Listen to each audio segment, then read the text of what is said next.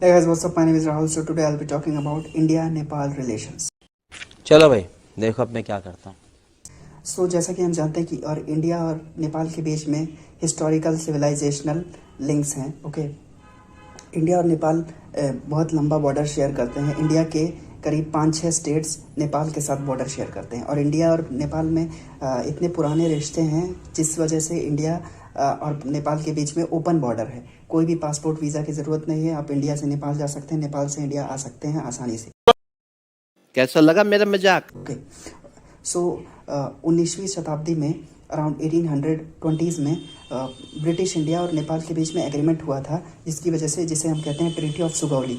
तो treaty of Sugauli से काली river जो है उसको बाउंड्री मान लिया गया था कि काली रिवर के एक तरफ नेपाल की बाउंड्री रहेगी, एक तरफ नेपाल रहेगा और काली रिवर के दूसरी तरफ माना जाएगा इंडिया का पार्ट, इंडिया की टेरिटरी। ओके, सो अभी रिसेंट टाइम्स में हमें देखने को मिला है क्योंकि काली रिवर ने अपना कोर्स चेंज किया, अपना रास्ता चेंज किया है, जिसकी वजह से नेपाल की इंटरप्रिटेशन बदल गई है। वो कहता है कि काली रिवर यहाँ से फ्लो कर रही है तो ये पार्ट हमारा है, क्योंकि बट रिवर अपना चेंज कर चुकी है कोर्स। इसकी वजह से भी कुछ डिसएग्रीमेंट्स हैं इंडिया और चाइना के बीच, इंडिया और नेपाल के बीच में।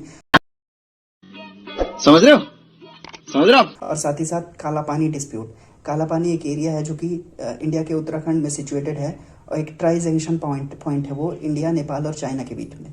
तो वो भी एक डिस्प्यूट है इंडिया और नेपाल के बीच में, काला पानी का डिस्प्यूट, जो कि इंडिया के उत्तराखंड में सिचुएटेड है, लेकिन नेपाल उसे अपना पार्ट मानता है। ओके, सो ये दो डिस्प्यूट इंडिया और नेपाल के बीच में अभी चल रहे हैं। और साथ ही साथ अभी हमें देखने को मिला है इंडिया और नेपाल के बीच में, जो नेपाल के प्राइम मिनिस्टर थे और इंडिया के प्राइम मिनिस्टर थे, उन्होंने एक एग्रीमेंट साइन किया और जिससे इंडिया और नेपाल के रिलेशंस को और हम डेवलप कर सकते हैं। सो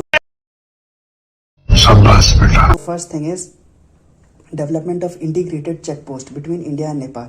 सो ये पहली चीज़ है। दूसरा, क्रॉस बॉर्डर पेट्रोलियम पाइपलाइन, जिससे ऑयल और गैस एक नेपाल से इंडिया और इंडिया से नेपाल में ट्रांसफ़र हो सके। ओके, सो इसकी वजह से क्रॉस बॉर्डर पेट्रोलियम पाइपलाइन। साथ ही साथ इंडिया और नेपाल के बीच में पेमेंट मैकेनिज्म्स पे भी, जैसे कि इंडिया अभी एक तरह से बहुत अच्छा ग्रो कर रहा है डिजिटल पेमेंट्स में, तो इंडिया और नेपाल के बीच में पेमेंट मैकेनिज्म पे भी एग्रीमेंट साइन हुआ है।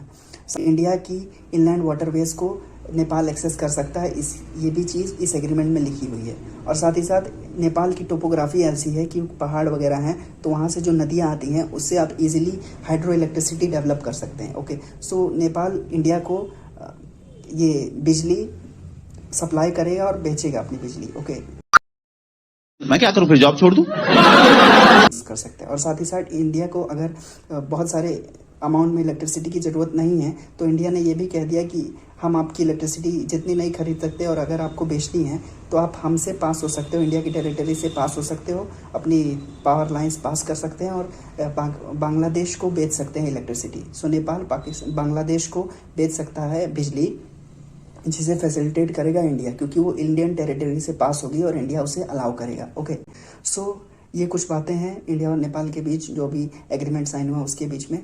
साथ ही साथ बहुत सारे एग्रीमेंट्स हैं, बट जैसा कि हम जानते हैं कि नेपाल में कम्युनिस्ट गवर्नमेंट है और वहाँ पे कम्युनिस्ट आइडियोलॉजी है, जिसकी वजह से नेपाल और चाइना हमेशा करीब जाते हुए दिखते हैं, जो कि नेपाल इंडिया के लिए एक तरह से स्ट्रेटेजिक डिसएडवांटेज है।